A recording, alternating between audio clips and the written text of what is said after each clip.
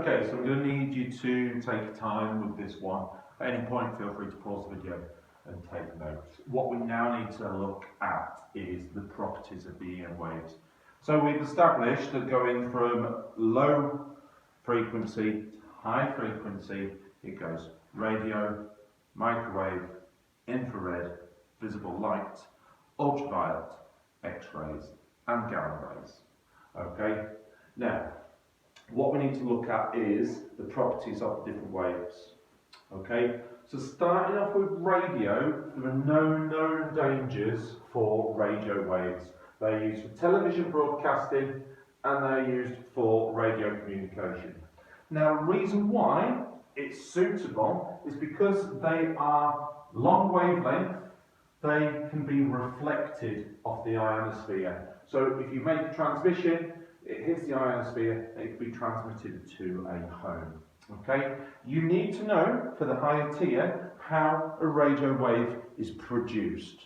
So what happens is we've got alternating current in a wire. So the electrons are alternating between negative and positive current, so the electrons are moving backwards and forwards. We call this a vibration or oscillation. Okay, so point number one, electrons are alternating from negative to positive current. We call this AC, or alternating current. Right, now this is moving up and down and doing a complete cycle so many times per second. We refer to that as the frequency of the alternating current. Okay, second point, this oscillation occurs a certain amount per second, and that's your frequency. Now what that does is it produces a radio wave. Okay, that radio wave will have exactly the same frequency as the frequency of the alternating current. So a radio wave is produced with the same frequency. What happens at your radio receiver in your car or on your television is this.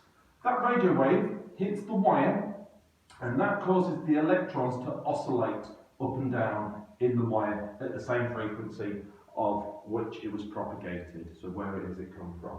So, point four, the radio wave oscillates the wire at the receiver, the electrons in the receiver vibrate with alternating current at the same frequency. Please make sure that you're aware and do feel free to pause the video. Right, microwaves can also be used for communication and they are used in mobile phones as well as cooking. Okay, not that you communicate with your microwave oven, although you may choose to. Right, so microwaves are emitted from your mobile phone. The reason why it's relevant to use microwaves and not radio waves is because it can penetrate through the ionosphere. So when you send a text message to somebody, what's actually happening, it's not going from person to person, or it is in a roundabout way. What's going up is it's going up to the satellite and then back down again. And that's because microwaves can penetrate through the ionosphere.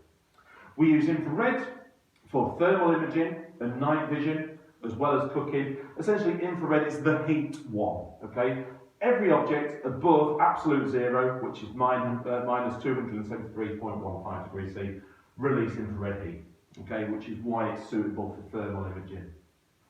Those of you who have broadband at home or have a certain specification, you will be aware there's a brand of broadband called Lightstream, okay? Fibre optics use visible light to send a signal. The reason why we use that is because it travels at the speed of light. They all do. Light is one of the most suitable, however, to use it for security reasons, and you'll look at reasons related to dispersion in Year 12. The final thing that I need to come on to is the high energy end of the spectrum, which are ultraviolet, X-rays and gamma rays.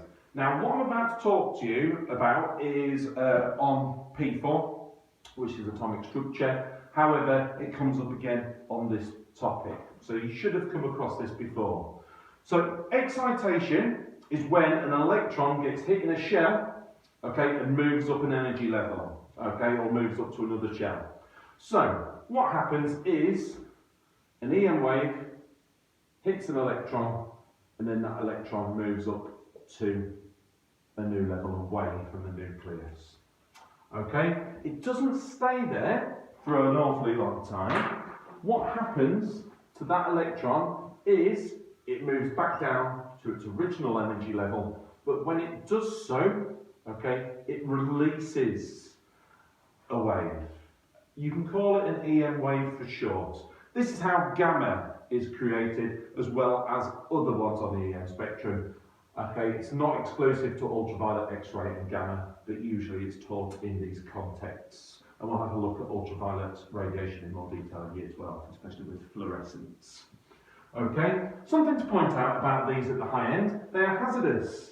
Okay, you may receive a dose of radiation which may cause problems.